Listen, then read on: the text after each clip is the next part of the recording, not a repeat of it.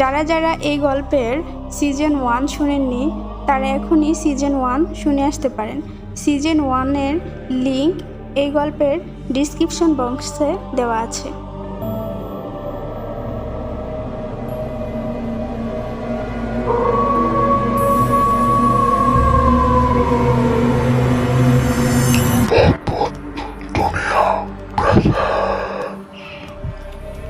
ভয়ঙ্কর পরী চলে যাবার পর জলিল দাদাও চলে যান বাড়িতে। উনি বাড়িতে গিয়ে ঘুমিয়ে পড়েন। জলিল দাদার সাথে এখন দুটো জিন থাকে, তাদের দিয়ে উনি জিন পরী ছাড়ানোর কাজ করিয়ে নেন। এভাবে চলতে থাকে দিন। একদিন দূর থেকে দুজন লোক আসে জলিল দাদার কাছে। ওনারা স্বামী স্ত্রী। ওনারা আসায় জলিল দাদা বলেন, আসসালামু আলাইকুম, আপনারা কে? আপনারা কি আমার কাছে আসছেন? দাদার কথায় ওনারা বলেন, হ্যাঁ, আপনি তো জলিল কবিরাজ, তাই না? আমরা অনেক দূর থেকে আসছি কবিরাজ সাহেব, অনেক খুঁজে আপনার বাড়িতে আসছি। ওনাদের কথায় জলিল দাদা বলেন, বসেন আপনারা, আর আমাকে বলেন সমস্যা কি, কার সাথে সমস্যা হচ্ছে? দাদার কথায় ওনারা বলেন, এই যে আমার কোলে আমার ছোট ছেলেটা দেখছেন, এর সমস্যা। এই ছেলেটাকে জানি কি ধরছে, আমাদের মনে হয় ওকে পরি ধরছে। আপনি ওকে দেখেন অথবা আমাদের বাড়িতে গেলে বুঝতে পারবেন। ওনাদের কথায় জলিল দাদা সেই বাচ্চাটির দিকে তাকায়। বাচ্চাটা ততটা বড় না, 4 থেকে 5 বছর বয়সী হবে। দাদা ওনাদের বলেন, আপনারা বাহিরে একটু অপেক্ষা করুন, আমি রুমে গিয়ে একটু পর আসছি। কথা বলে উনি রুমে গিয়ে তার সাথে থাকা 2টা জিনকে বাহিরে থাকা সেই বাচ্চাটির খোঁজ নিতে বলেন। দাদার কথায় সেই জিন দুটো চলে যায়, আর কিছুক্ষণ পর ফিরে আসে, বলেন, এই ছোট ছেলেটাকে পরি ধরছে। পরিটা কিন্তু খুব শক্তিশালী। আপনি দেখেন ওদের বাড়িতে গিয়ে পরীকে হাজির করে কিছু করতে পারেন কিনা। জিনদের কথায় জলিল দাদা রুম থেকে বাহিরে এসে বাহিরে থাকা সেই লোক ও তার স্ত্রীকে বললেন, হ্যাঁ, আপনাদের ধারণাই ঠিক, আপনাদের ছোট ছেলেটাকে পরি ধরছে। আপনারা একটা কাজ করুন, আপনারা আপনার ঠিকানা আমাকে দিয়ে যান, আমি কাল যাব আপনাদের বাড়িতে। দাদার কথায় ওনারা রাজি হয়ে ঠিকানা দিয়ে চলে যান।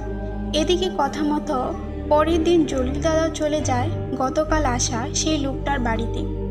সেখানে আস্তে আস্তে প্রায় সন্ধ্যা হয়। জলিল দাদা ওনাদের বাড়িতে এসে বাড়ির চারপাশটা ভালো করে ঘুরে দেখেন, আর রুমে গিয়ে বাচ্চাটিকে ধরা সেই পরীকে হাজির করার চেষ্টা করেন, কিন্তু পরী কোনোভাবে হাজির হন না। দীর্ঘ 2 ঘন্টা চেষ্টা করার পর জলিল দাদা ব্যর্থ হন পরীকে হাজির করার। পরীকে হাজির করায় ব্যর্থ হওয়ায় জলিল দাদা বলেন, আজকের সমস্যার জন্য পরী হাজির হচ্ছে না, আমি আজকে রাতে আর বাড়িতে ফিরব না। আপনারা আমাকে আজকে রাতটা আপনাদের বাড়িতে থাকার ব্যবস্থা করে দেন। আমি কালকে আবার চেষ্টা করব পরীকে হাজির করার। দাদার কথায় ওনারা দাদাকে থাকার জন্য রুম ঠিক করে রাতে খাবার খেতে দেন। সেখানে খাবার শেষে দাদা ঘুমিয়ে পড়েন। পরের দিন যথারীতি উনি আবারও সেই পরীকে হাজির করার চেষ্টা করেন। আজ উনি একা একটা রুমে সেই বাচ্চাটিকে নিয়ে গভীরভাবে মন্ত্র পড়ে পরীকে হাজির করার চেষ্টা করেন, আর তিনি সফল হন। আজ পরী হাজির হয়। মনে হচ্ছে একটা কালো ছায়া এসে দাঁড়িয়ে আছে। দাদা কালো ছায়াটাকে দেখে বুঝেন এটাই পরী। পরী হাজির হবার পর জলিল দাদা জিজ্ঞেস করেন, কে আপনি? আপনি এই বাচ্চাটিকে কেন জ্বালাতন করছেন, কেন এর পিছু নিচ্ছেন? দাদার কথায় সে পরী বলে, প্রতিশোধ নিতে। আমি তো এই বাচ্চার কোনো ক্ষতি করতে চাইনি। আমার এক ছেলে এক মেয়ে, ছেলেটা বড়, মেয়েটা ছোট। আমার ছোট মেয়েটা এই যে এনাদের ছোট ছেলেটার সাথে খেলা করত। এই বিষয়টা ওনারা জেনে যায়। এক রাতে আমার মেয়েটা ওনার ছেলেটা যখন খেলা করছিলেন, তখন সেই লোকটা লাঠি দিয়ে আমার ছোট ছেলেটাকে মারে এবং আঘাত করে। আপনি বলুন, এত ছোট বাচ্চাকে কি এভাবে মারা ঠিক? হোক সে জিনের বাচ্চা বা মানুষের বাচ্চা। আমার বাচ্চাকে আঘাত করার ফলে আমি ওনার ছোট বাচ্চাটার শরীরে ভর করি। ওরা আমার বাচ্চাটাকে আঘাত করার, আমি ওদের সহ ওদের বাচ্চাকেও শাস্তি দিব। পরীর কথায় জলিল দাদা বলেন, না, এটা করা যাবে না। ওনারা না বুঝে আপনার ছেলেকে আঘাত করছে, ওদের মাফ করে দিন আর চলে যান। কিন্তু পরী কোনোভাবে যেতে রাজি হন না। এভাবে দাদার সাথে বেশ কিছুক্ষণ তর্কাতর্কির ফলে দাদা তার সাথে করে নিয়ে যাওয়া জমজমের পানি সেই পরীর কালো ছায়ার উপর ছিটিয়ে দিতে পরী একটা চিৎকার দেন আর তার আসল রূপে চলে আসেন। পরী তার আসল রূপে আসায় জলিল দাদা হাঁ হয়ে পরীর দিকে তাকিয়ে থাকেন, কারণ পরী ছিল অসম্ভব সুন্দরী, এতটা সুন্দর যে দাদা চোখ সরাতে পারছেন না।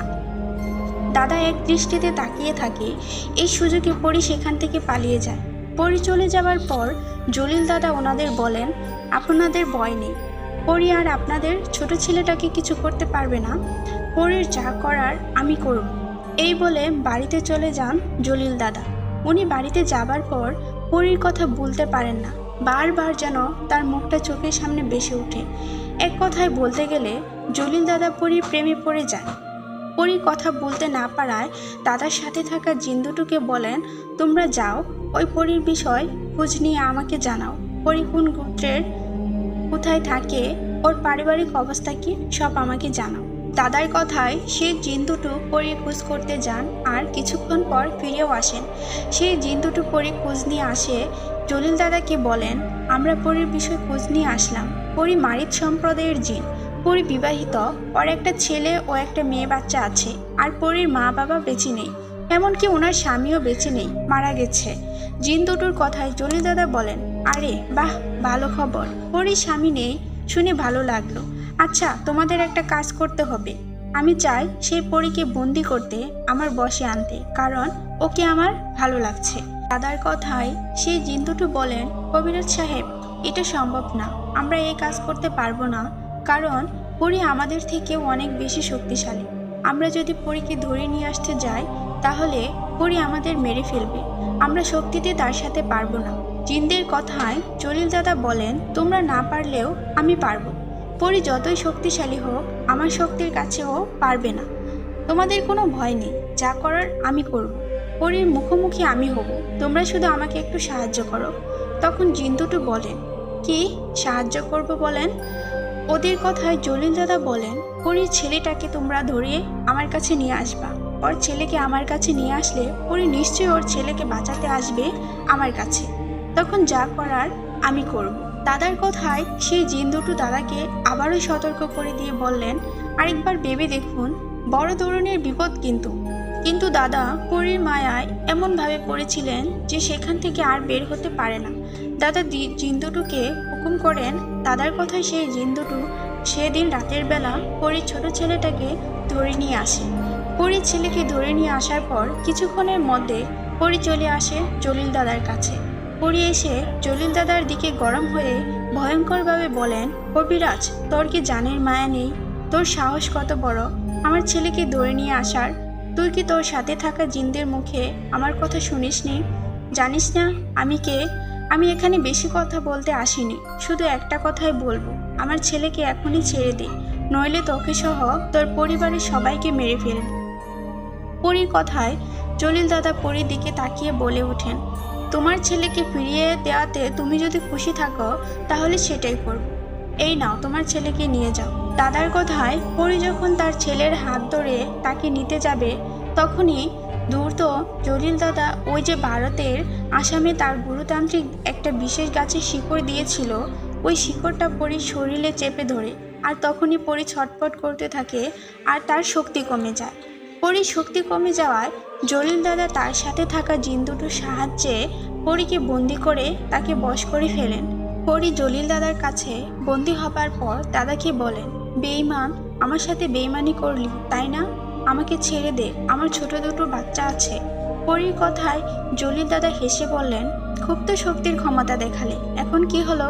সত্যি বলতে তোমাকে আমার ভালো লাগে, আমি তোমাকে এত সহজে ছাড়ছি না, আমি তোমার ছেলেকে মুক্ত করে দিলাম, এখন থেকে তুমি আর তোমার ছেলে মেয়েরা দেখা করতে পারবে না।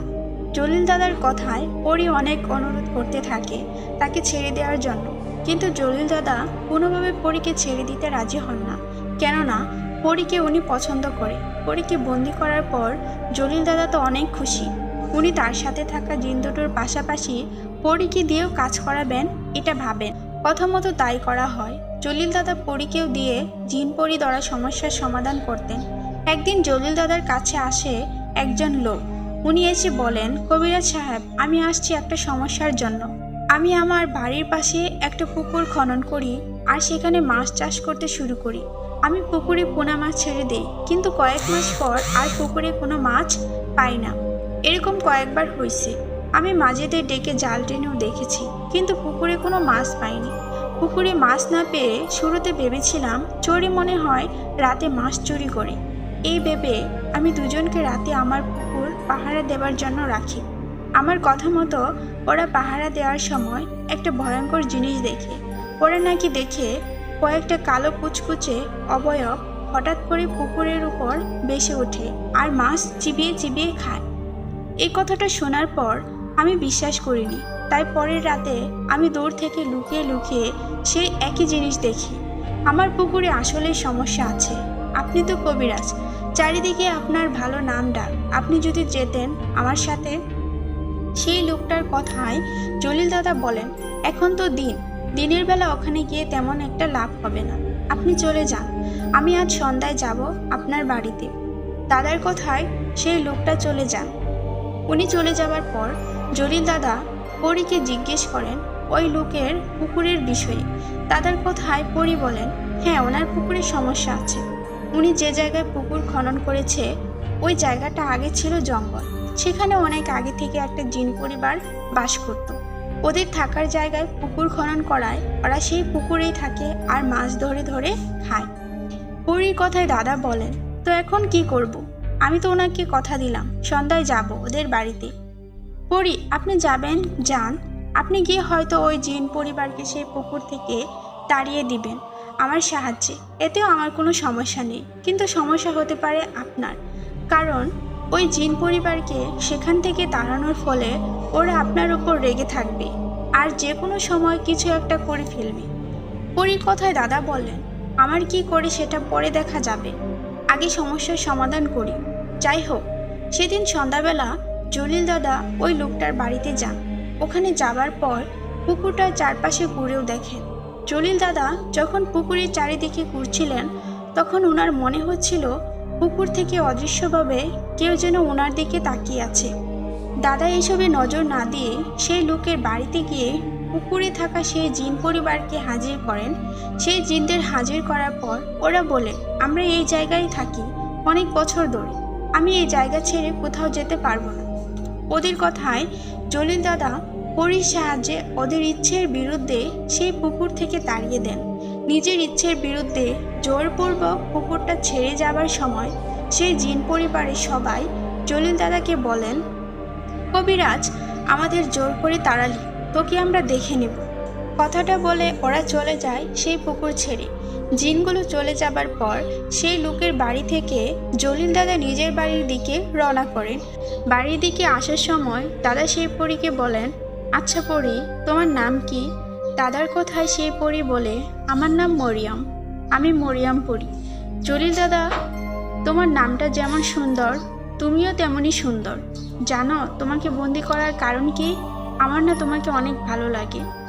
পরী, কবিরাজ, ক্ষমতার জোরে অনেকেই অনেক কথা বলে। আপনি কি ভুলে যাচ্ছেন আমি জিন জাতি, আপনি মানুষ জাতি? জলিল দাদা বলেন, তাতে কি? আমার তোমাকে ভালো লাগে, এটা বলা কি অন্যায়? পরী বলে, আমাকে বন্দি করে রাখাটা অন্যায়। এখনো সময় আছে, আমাকে ছেড়ে দিন।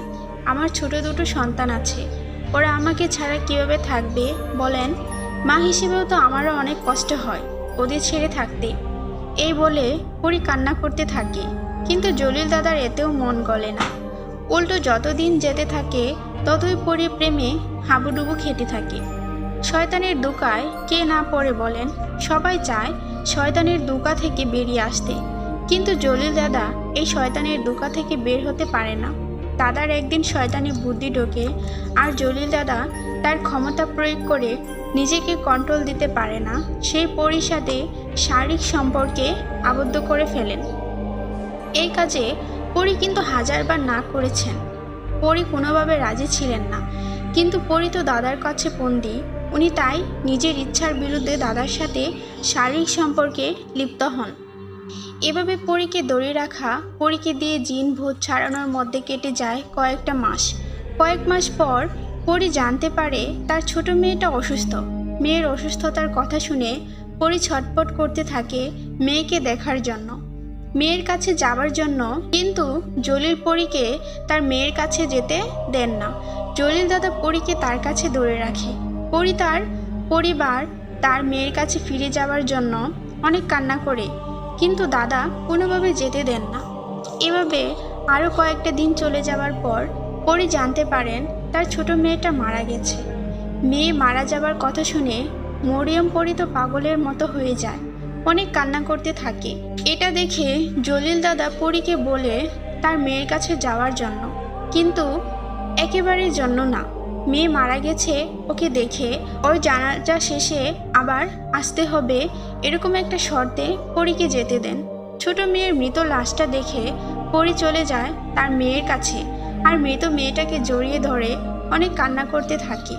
যখন মা বাবা মারা যায় তখন কষ্ট হলেও একটু মেনে নেওয়া যায়, কেননা ওনারা বড়, সবাইকে একদিন মরতে হবে। কিন্তু নিজের সন্তানের লাশ দেখে কেউ বা মানতে পারে? সন্তান হারানোর কষ্ট সেই বুঝে যে তাকে হারিয়েছে। যাই হোক, পরীর মেয়ে মারা যাওয়ার পরের দিন পরি আবারও জলিল দাদার কাছে ফেরত আসে। পরীর ভীষণ মন খারাপ ছিল। এদিকে পরীর মন খারাপ অবস্থায় জলিল দাদা পরীকে বলেন, পরি চলো, এক জায়গায় যেতে হবে, একজনের বাড়িতে। ওনার যুবতী মেয়েটাকে নাকি কোনো জিনে ধরেছে, ওখানে গেলে বুঝতে পারবো। দাদার কথায় পরি যেতে চান না, কেননা তার মনটা ছিল ভীষণ খারাপ। কিন্তু দাদা নাছোড়বান্দা, পরীকে নিয়েই যাবে। দাদার জড়াজড়িতে উনি চলে গেলেন সেই বাড়িতে। সেই বাড়িতে যাবার পর জলিল দাদা দেখলেন যুবতী একটা মেয়ে উঠোনে বসে আছে, ওকে দুজন ধরে রেখেছে। জলিল দাদা সেখানে গিয়ে বুঝতে পারেন এই মেয়েকে জিনে ধরেছে। দাদা সেখানে যাবার পর মেয়েটার চারদিকে একটা গোল বৃত্ত আঁকেন, আর সেই জিনকে হাজির করার জন্য দোয়া কালাম পড়তে শুরু করেন। এর বেশ কিছুক্ষণ পর সেই মেয়েটার শরীরে সেই জিনটা হাজির হয়। জিনটা হাজির হবার সাথে সাথে জলিল দাদা বলেন, তুই কে, কোথা থেকে আসছিস এটা জানতে চাই না, শুধু একটা কথাই বলতে চাই, এই মেয়ের কাছে আসা বন্ধ কর, চলে যায় এখান থেকে। দাদার কথায় জিনটা বলেন, না যাব না, কি করবি কর। জিনটার কথায় জলিল দাদা রেগে গিয়ে তার সাথে থাকা বিশেষ গাছের শেকড়টা সেই মেয়েটার শরীরে, মানে জিনটার শরীরে চেপে ধরার সাথে সাথে মেয়েটার শরীরে থাকা জিনটা একটা চিৎকার দিয়ে সেখানে উপস্থিত থাকা সবার সামনে জলিল দাদাকে 20-25 হাত উপরে তুলে একটা আছাড় মারেন। জিনটার এমন আঘাতে জলিল দাদার দুটো পা ভেঙে যায় ও তিনি গুরুতর আহত হয়ে পড়ে। দাদার এরকম অবস্থায় ওনাকে ধরাধরি করে হাসপাতালে নেওয়া হয়। এর কিছুদিন চিকিৎসা করে ওনাকে বাড়িতে নিয়ে আসা হয়। হঠাৎ করে ওনার সাথে এরকম একটা ভয়ঙ্কর ঘটনা ঘটবে সেটা উনি ভাবতেও পারেনি। যাই হোক, দাদা বাড়িতে আসার পর উনি বুঝতে পারেন ওনার শরীরে পুরোপুরিভাবে আর কখনো ভালো হবে না। তাই উনি চিন্তা করেন এই কবিরাজি পেশা ছেড়ে দিবেন। কথা মতো সেটাই করেন। জলিল দাদা বাড়িতে আসার পরের দিন তার কাছে বন্দি থাকা দুটো জিনকে মুক্ত করে দেন। জিন দুটো মুক্ত হয়ে চলে যান। এদিকে মরিয়ম পরীকে দাদা ডাক দিয়ে বলেন, মরিয়ম, আমি জানি তুমি ভিতরে ভিতরে আমার উপর অনেক রেগে আছো। আমি তোমাকে ভালোবেসে ফেলেছি, চেয়েছিলাম বিয়ে করতে। তোমার সাথে আমি বেশ কয়েকবার শারীরিক সম্পর্কও করেছি। তুমি এসবের জন্য পারলে আমাকে মাফ করে দিও। আমি আজকের পর আর কবিরাজি করব না। তুমি এখন থেকে মুক্ত, যাও তোমার রাজ্যে ফিরে যাও। এই বলে দাদা পরীকে মুক্ত করে দেন। পরী মুক্ত হয়ে যাবার সময় দাদাকে বলেন, কবিরাজ, জীবন থেকে হারিয়ে যাওয়া কিছু জিনিস কখনো ফিরে আসে না। তুই আমাকে বন্দি করে নিজের ইচ্ছে মতো কাজ করিয়ে নিয়েছিস, এমনকি আমার সাথে শারীরিক সম্পর্কও করেছিস। শেষমেশ আমাকে মুক্ত করে দিলি। তোর অবস্থা তো ভালো না, তোকে আর কি করব। আমার বাচ্চা দুটো আমাকে কাছে না পেয়ে অসহায় হয়ে ঘুরছিল। আমার মেয়েটা মায়ের অভাব পেয়ে অবহেলিত হয়ে মারা গেছে। আমি আমার মেয়েকে হারিয়ে, কবিরাজ, একটা কথা শুনে রাখ, আমার মেয়েকে আমি হারিয়েছি। এখন থেকে তোর বংশে কোনো মেয়ে সন্তান জন্ম নিলে আমি তাকে মেরে ফেলব। যতদিন আমি বেঁচে আছি ততদিন তোর বংশে তোর ছেলে বা নাতির কোনো মেয়ে বাচ্চা হবার পর ওকে বড় হতে দেব না, মেরে ফেলব। কথাটা বলে চলে যায় মরিয়ম পরী। সেই তখন থেকে মরিয়ম পরী অভিশাপ হয়ে দাঁড়ায় সুমনদের পরিবারের উপর। এসব কথা হুজুর এতক্ষণ সুমন ও তার পরিবারকে বলছিলেন। হুজুরের মুখে এসব পুরনো ঘটনা শুনে সুমন ও তার পরিবারের সবারই খারাপ লাগে। তাদের দাদার জন্য আজ তাদের উপরে মরিয়ম পরী অভিশাপ হয়ে দাঁড়িয়েছে। সুমন ও তার পরিবারের মন খারাপ দেখে হুজুর বলেন, সুমন, আপনারা আপনাদের জলিল দাদাকে ভুল বুঝিয়েন না। উনি কিন্তু খারাপ মানুষ ছিলেন না, উনি অনেক মানুষের উপকার করেছেন। কিন্তু পরীকে দেখে তার প্রেমে পড়ে এসব করেছে পরীর সাথে। পরীর সাথে যা করেছে সেটা অন্যায়। তাছাড়া উনি খুবই ভালো মানুষ ছিলেন। হুজুরের কথায় সুমন ও তার বড় ভাই হুজুরকে বললেন, হুজুর, আপনার সাথে তো অনেক জিনেরা থাকে, যাদের সাহায্যে আপনি সব কিছু জেনেছেন। আপনি কিছু একটা করুন না, মরিয়ম পরীকে হাজির করুন আর কথা বলুন। সুমন ও তার ভাইয়ের কথায় হুজুর বললেন, আমি চেষ্টা করে দেখতে পারি, দেখা যাক কি হয়। কথাটা বলে হুজুর মরিয়ম পরীকে হাজির করার চেষ্টা করলেন, কিন্তু মরিয়ম পরী কোনোভাবেই হাজির হয় না। হুজুর অনেক চেষ্টা করেও যখন পরীকে হাজির করতে পারলেন না, তখন উনি সুমন ও তার বড় ভাইকে বললেন, যেটা সন্দেহ করেছিলাম সেটাই হলো, পরী এত সহজে হাজির হবে না। আমি বরং আজকে চলে যাই আর আমার সাথে থাকা জিনদের বলি মরিয়ম পরীর সাথে দেখা করুক। ওরা দেখা করে বললে হয়তো মরিয়ম পরী হাজির হতে পারে। হুজুরের কথায় সুমন বললেন, হুজুর, আপনি চাইলে আজকে রাতটা আমাদের বাড়িতে থাকতে পারেন। সুমনের কথায় হুজুর বললেন, না, আমার বাড়িতেই ফিরতে হবে। আপনারা চিন্তা করবেন না, আমি আগামীকাল সন্ধ্যাবেলায় আপনাদের বাড়িতে আসব ইনশাল্লাহ। কথাটা বলে হুজুর চলে গেলেন। হুজুর চলে যাওয়ার পর সুমন ও তার পরিবারের সবাই পড়ে গেলেন এক মহা চিন্তায়। তার দাদার কারণে তাদের বংশে আর কোনো মেয়েদের জন্ম হবে না, জন্ম হলেও বড় হতে পারবে না। সেই পরী তাকে মেরে ফেলবে। পরিবার থেকে তিনটা ছোট মেয়ে বাচ্চাকে মেরে ফেলছে মরিয়ম পরী। এসব চিন্তায় পরের দিনের জন্য অপেক্ষা করতে থাকে। হুজুর বলেছেন আগামীকাল আসবে। এদিকে সুমনদের বাড়ি থেকে চলে আসার পর সেই রাতে হুজুর তার সাথে থাকা দুজন শক্তিশালী জিনকে ডাকে। হুজুরে ডাকে তার সাথে থাকা দুজন জিন আসেন হুজুরের কাছে। জিন দুটো এসে হুজুরকে সালাম দিয়ে বলেন, হুজুর, আমাদের ডাকলেন, কিছু কি বলবেন? তখন হুজুর জিনদের বলেন, আচ্ছা, মরিয়ম পরী সম্পর্কে নতুন কিছু জানেন কি? হুজুরের কথায় সেই জিনেরা বলেন, আমরা ওর পুরনো ইতিহাস তো আপনাকে বলেছি, এখন নতুন গল্প জানতে আজকে রাতটা সময় দেন, আমরা ওনার ব্যাপারে জেনে আপনাকে বলি। আমরা এখন আসি, ফজরের নামাজের পর আমরা আসব আপনার কাছে। কথাটা বলে সেই জিনেরা চলে যায়। এদিকে হুজুর ও ওদের অপেক্ষা করতে করতে ঘুমিয়ে পড়েন। ফজরের নামাজের পর কথা মতো সেই জিনেরা আসে হুজুরের কাছে। ওরা আসায় হুজুর বলেন, কিছু কি জানতে পারলেন? হুজুরের কথার জবাবে ওরা বলে, হ্যাঁ হুজুর, আমরা জানতে পারছি। তখন হুজুর জানতে চাই, কি জানতে পারলেন? বলেন, মরিয়ম পরী কেন আমার ডাকে হাজির হয়নি? হুজুরের কথায় ওরা বলে, হুজুর, মরিয়ম পরীর শক্তি আগের থেকেও বেড়ে গেছে। এমনিতে উনি মারিচ সম্প্রদায়ের জিন। আর পরের কথা হলো, উনার কয়েক মাস আগে জিন সর্দারের সাথে বিয়ে হয়। উনার প্রথম স্বামী তো মারা গেছে জানেন। কয়েক মাস আগে জিন সর্দারের সাথে বিয়ে হওয়ায় মরিয়ম পরীর শক্তি আরও বেড়ে গেছে, কেননা এখন ওনার সাথে পাহারাদার জিনেরা থাকে। তবু আমরা মরিয়ম পরীর সাথে কথা বলছি। আপনি আজ সন্ধ্যায় সুমনদের বাড়িতে গিয়ে মরিয়ম পরীকে হাজির করার চেষ্টা করলে উনি ইনশাল্লাহ হাজির হবেন। পরে ওনার সাথে কথা বলে দেখিয়েন উনি কি চায়। কথাগুলো বলে সেই জিন দুটো চলে যায়। এদিকে হুজুরও অপেক্ষা করতে থাকে সন্ধ্যা হবার জন্য। দিন পেরিয়ে সন্ধ্যা হতেই হুজুর সুমনদের বাড়িতে চলে গেলেন। হুজুরদের জন্য সুমনদের পরিবারের সবাই অপেক্ষা করছিলেন আগে থেকেই। হুজুর সেখানে যাওয়ায় সুমন হুজুরকে বসতে বলে জিজ্ঞেস করেন, হুজুর, আপনি কিছু কি জানতে পারলেন? সুমনের কথায় হুজুর বললেন, হ্যাঁ, কিছু কথা জেনেছি। আজকে মরিয়ম পরী হাজির হতে পারে। আপনারা আমাকে একটা ফাঁকা রুম দিন, অন্ধকার একটা রুম, যেখানে আমি মরিয়ম পরীকে হাজির করে কথা বলব। হুজুরের কথা সুমন ও তার বড় ভাই বলেন, হুজুর, আমরা দুই ভাই থাকি আপনার সাথে। ওদের কথাই হুজুর বলেন, আমার সাথে থাকবা? ঠিক আছে, থাকতে পারো, কিন্তু কোনো কথা বলা চলবে না। আর মরিয়ম পরি উপস্থিত হলে ভয়ে চিৎকারও দিবেন না।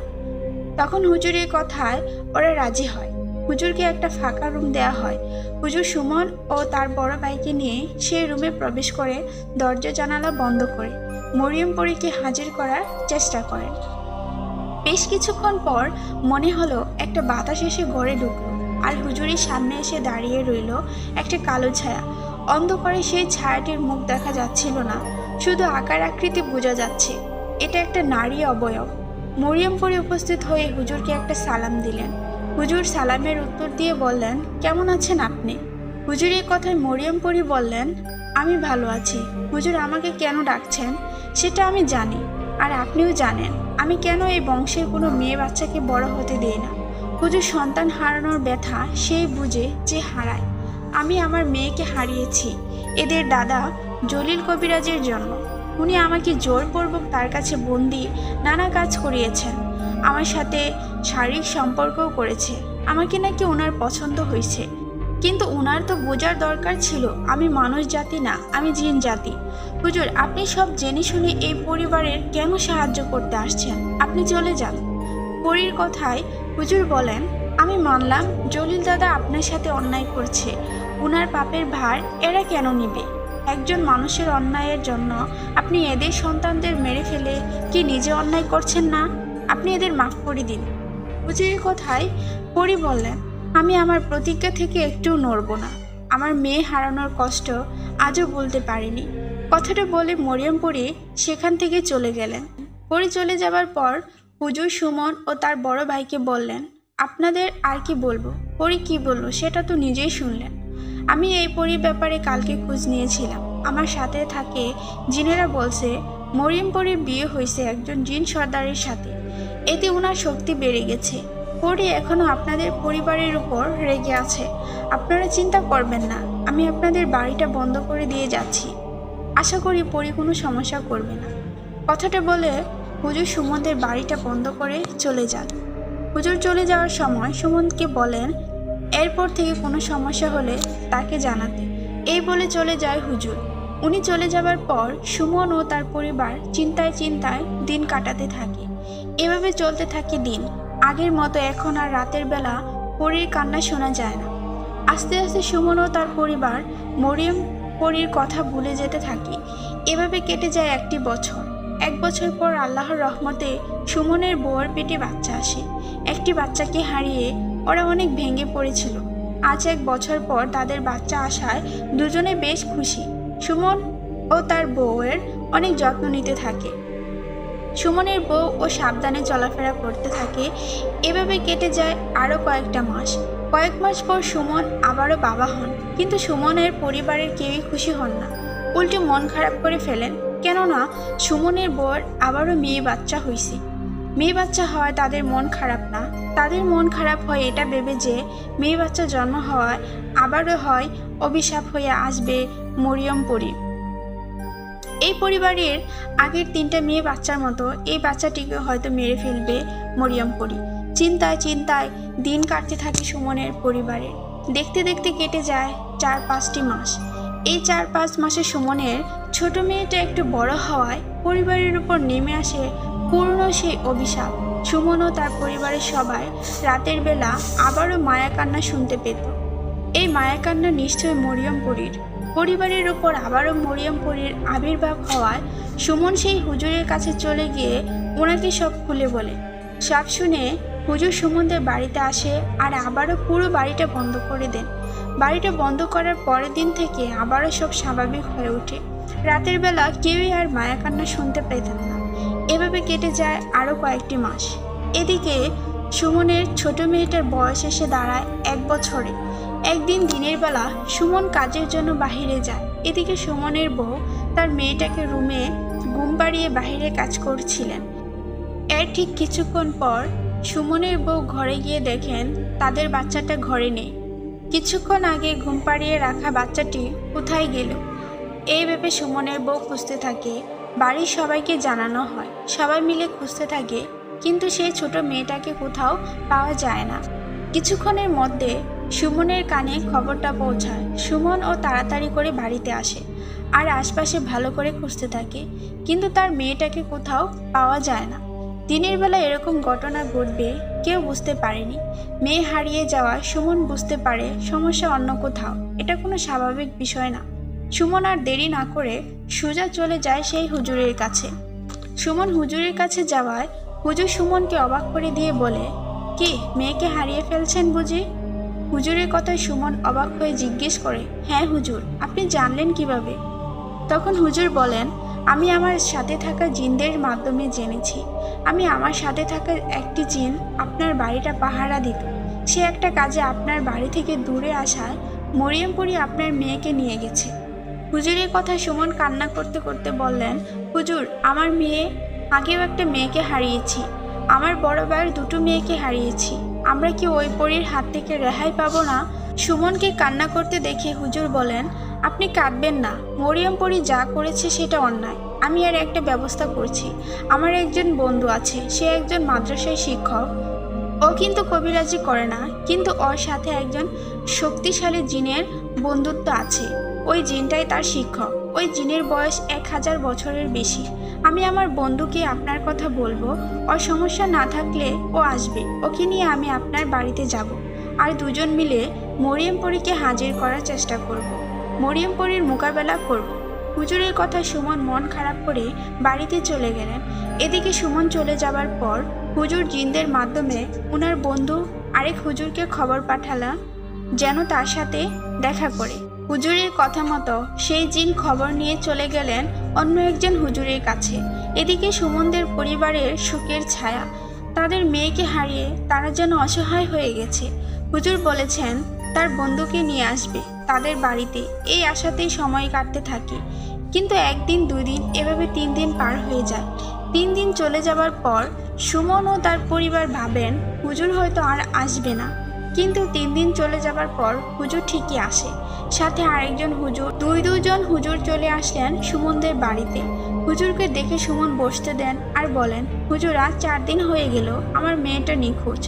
আগের মেয়েটাকে তো মৃত অবস্থায় পেয়েছি, লাশ তো পেয়েছি, কিন্তু এবার মেয়েটার লাশও পাচ্ছি না।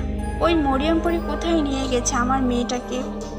কথাটা বলতে বলতে সুমন আর তার পরিবারের সবাই কান্না করতে থাকে। সবার কান্না দেখে হুজুর বলেন, আপনারা কান্না করবেন না। মরিয়ম পরী অনেকবার বেড়ে গেছে। আজকে ওর একটা ব্যবস্থা আমরা করব। কথাটা বলে হুজুর রাতের অপেক্ষা করতে থাকে। এভাবে বেশ কিছুক্ষণ পর রাত নেমে আসায় হুজুর সুমনকে বলে, আপনাদের বাড়ির মহিলা সদস্য আর বাচ্চাদের একটা ঘরে দরজা লাগিয়ে থাকতে বলেন। বাইরে যত যাই হোক ওরা যেন বাহির না হয়।